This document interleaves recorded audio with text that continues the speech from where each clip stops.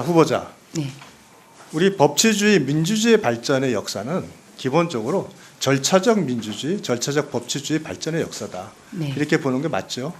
그건 우리가 다 동의하는 거 아니겠어요? 그렇습니다. 네. 또한 형사재판에서 특히 듀 프로세스, 위법수지 증거 배제 법칙이라는 그 절차적 그 정의를 실현하기 위해서 지난 20년간 법원이 굉장히 절차적 법치주의를 굉장히 강조해 왔어요. 그죠? 네. 그런데 이 절차적 법치주의, 절차적 민주주의가 유독 인정 안 된 것이 바로 다수결의 일반 독주에 의한 그 법률 제정권입니다. 헌재가 생긴 이래 지금까지 지속적인 결정이 뭐냐면 절차적 위법성은 인정된다. 그러나 국회에 의한 법의 형성적 효력에 대해서는 인정한다.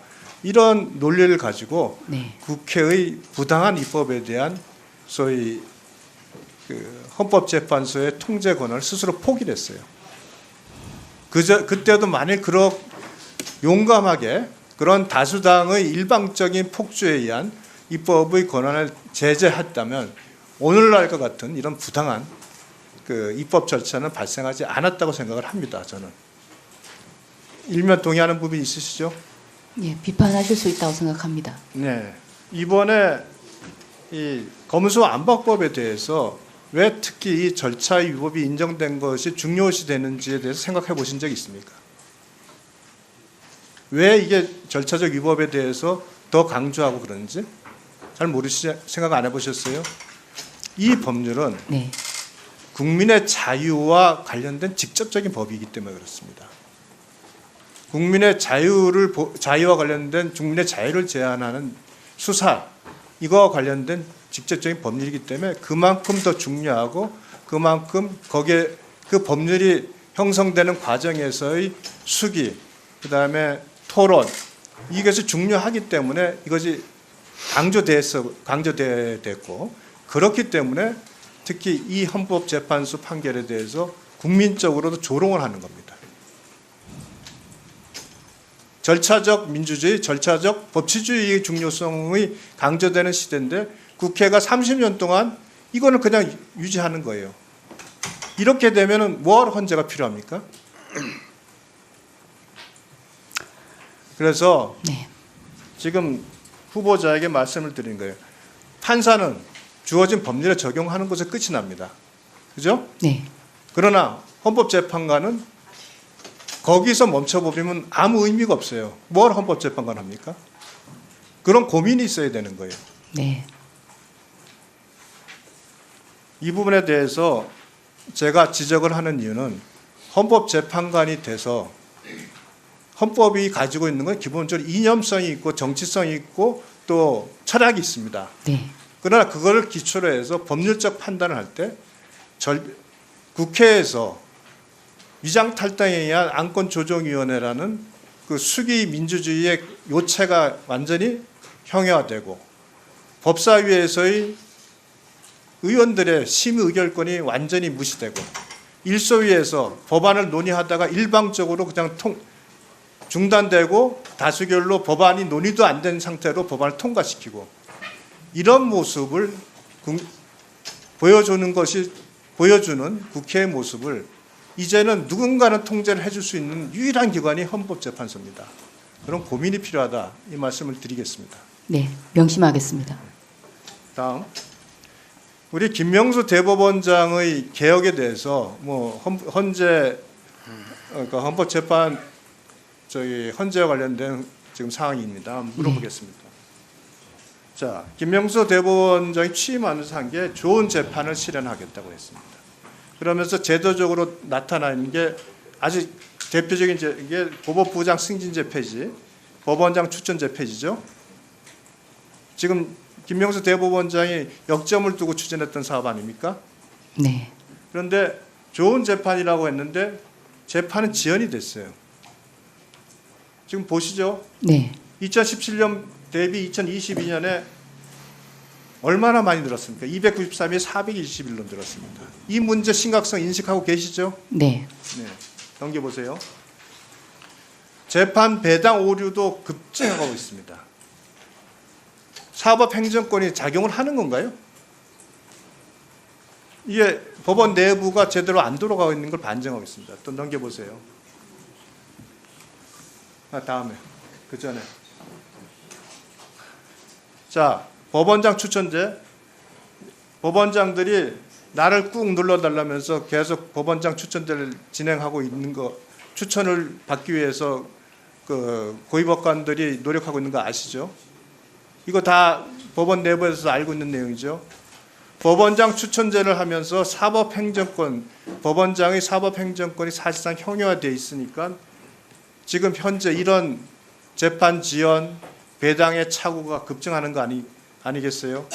그 다음에 자 고법부장 승진제가 폐지되면서 금평이 완전히 망가지고 금평 제도가 형용화되고 그러면서 판사들이 보여준 모습이 뭐냐면 한번 보실래요?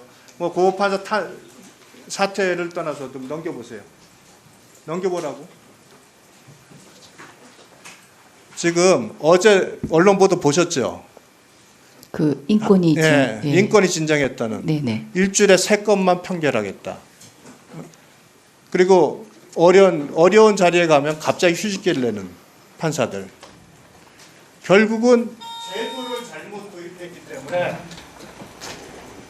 판사들의 업무를 추진하려는 그 노력, 헌신하는 의지 이런 게 다 사라진 거예요. 헌법 판사가 나온다는 게 말이 됩니까? 예, 송구스럽습니다. 어떻게 생각하세요? 제도 개혁의 필요성에 대해서 공감을 합니까? 현 제도로는 도저히 법원의 이 상황을 극복할 방법이 없는 것 같아요. 하여튼 송구스럽습니다. 후보자는 96년에 판사로 임관해서 주로 대전에서 대전지법, 대전고법에서 근무해 오셨네요. 네. 그러면서 주로 담당했던 재판은 어떤 재판들이었습니까? 뭐 민사재판, 형사재판, 예. 행정재판, 네. 기본이겠지요. 네네. 자, 민사재판, 형사재판과 헌법재판이 조금 다른 점들이 있겠지요. 네. 그 다른 점들에 대해서 내가 어떤 점을 평소에 잘 해왔기 때문에 또는 어떤 부분에 내 강점이 있기 때문에 내가 헌법재판관으로서 역할을 잘할 수 있겠다. 뭐 이런 거 하실 수 있는 말씀 있으실까요?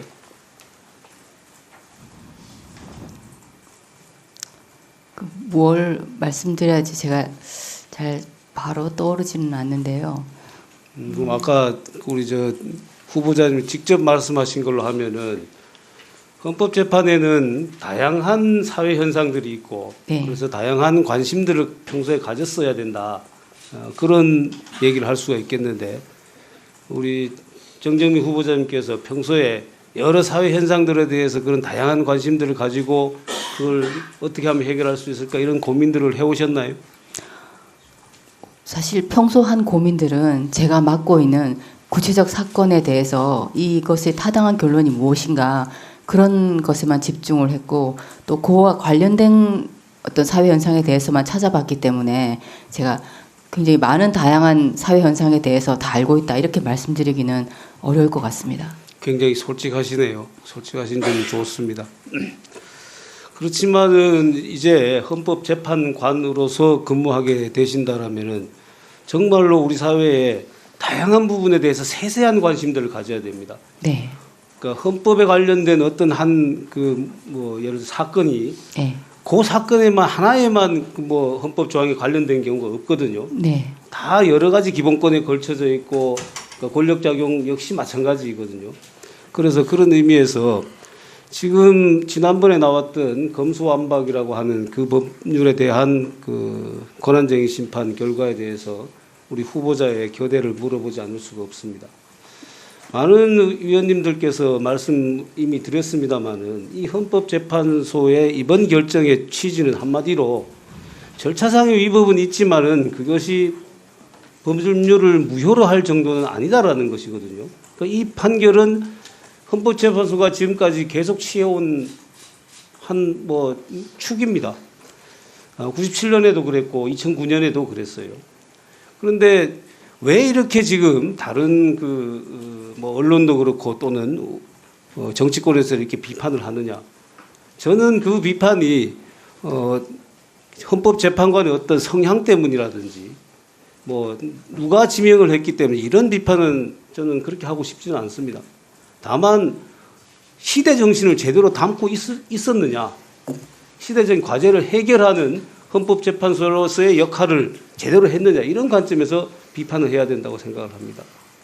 아까 제가 말씀드린 대로 10년 전에도 20년 전에도 이 똑같은 논리로 판결을 했어요. 네. 자, 지금도 이렇게 똑같은 논리로 판결을 하는 것이 과연 지금 우리 국회의 이런 여러 가지 문제점 또는 우리 사회의 다른 여러 가지 현상들에 대한 문제를 해결하는 그런 지침이 될 수 있겠는가 하는 것입니다. 다른 의원님들도 지적을 했습니다마는 우리 사회는 계속해서 절차적인 민주주의 법치주의가 확대되어 오는 과정이었고 형사법 분야에서 그런 부분들을 절차에 어긋난다라면은 결과가 아무리 훌륭하다고 하더라도 안 된다라는 것이잖아요. 네. 그런 원칙들을 우리가 이번 헌법재판소에서 확인을 해줬더라면은 그것이 단기적으로는 국회를 제대로 움직일 수 있는 것이 되고 그게 바로미터가 되어서 사회 전체를 올바른 방향으로 갈 수 있게 하는 그런 지표가 될 수 있을 텐데 이번 판결이 그렇지 못해서 과거에 그 판결의 경향을 그대로 답습을 했기 때문에 굉장히 아쉽다 이런 비판을 하는 것입니다. 거기에 대한 우리 헌법재판관 후보자의 견해는 어떠십니까? 타당한 지적인 면이 있다고 생각하고요. 제가 앞으로 이 헌법재판을 할 때 말씀하신 적법 절차 원리를 충분히 고려해서 재판하도록 하겠습니다. 또 한 가지 지금 이 재판 결과에 대해서 아쉬운 부분은 절차적인 부분의 위법이 있었지만은 어떤 부분에서 그러니까 기본적으로 이게 심의 표결권이 침해되느냐 침해되지 않았냐 하는 부분이지 않습니까? 네. 근데 어떤 한 재판관께서 이렇게 판단을 하셨어요. 심의 표결권이 침해되긴 했지만은 다른 부분에서 토론할 수 있는 기회를 줬었다. 여러 법안을 만들기 위해서는 여러 단계가 필요하거든요. 네.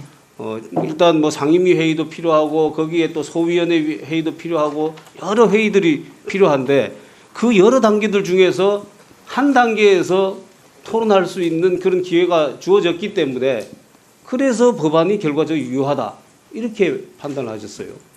저는 그 부분에서 굉장히 시대적으로 뒤떨어진 감을 가지고 판결하신 것이다. 왜 각 단계마다 토론의 기회를 주느냐. 그 각 단계마다 토론을 하면서 상대편을 설득할 수 있고 그렇기 때문에 그 기회를 충분히 보장해야 된다는 것입니다. 근데 그 기회가 보장되지 않은 상황에서 어느 한 단계에서 그 기회가 주어졌다고 해서 전체적으로 유효라고 한다라면은 그러면 각 단계마다 토론하고 비판하고 할 수 있는 그런 권리를 준 게 아무 의미가 없게 되는 것이잖아요. 그러니까 그런 부분에 대해서 저는 깊이 좀 생각을 했어야 된다. 그렇게 된다라면은 다수당이 되는 당에서는 항상 어느 한 단계에서만 토론 기회를 주고 나머지는 다 생략하고 일방적으로 밀어붙이더라도 그 법안이 유효하다. 이런 결과가 되는 거 아니겠습니까? 그 부분에 대한 우리 후보자의 견해는 어떻습니까? 네. 앞으로 제가 헌법재판 할 때 말씀하신 부분을 충분히 고려해서 잘 판단하도록 하겠습니다. 한 가지 더 당부드리겠습니다. 어제 김영두 재판관 재판관 후보 그 청문회를 하면서 집중해서 중요한 사안에 대해서 집중해서 빠른 시일 내에 심리하는 그런 거를 생각해 보겠다고 하셨거든요. 그 정경희 후보자님께서도 반드시 그 부분이 동일한 생각을 가진다면 헌법재판도 좀 달라지지 않겠습니까? 예를 든다면은 이 어제 지금 문제가 되고 있는 이 검수완박법 법안은 이미 시행된 시기가 있는데 시행된 시기가 다가왔는데 거기에 대한 판단이 안 내려지는 거예요. 그러다가 법안 시행되고 난 이후에 지금 판결이 내려졌거든요. 이런 부분을 방지하려면은 신속하게 적시에 재판을 해야 된다. 그런 점도 꼭 고려해 주시기 바랍니다. 알겠습니다.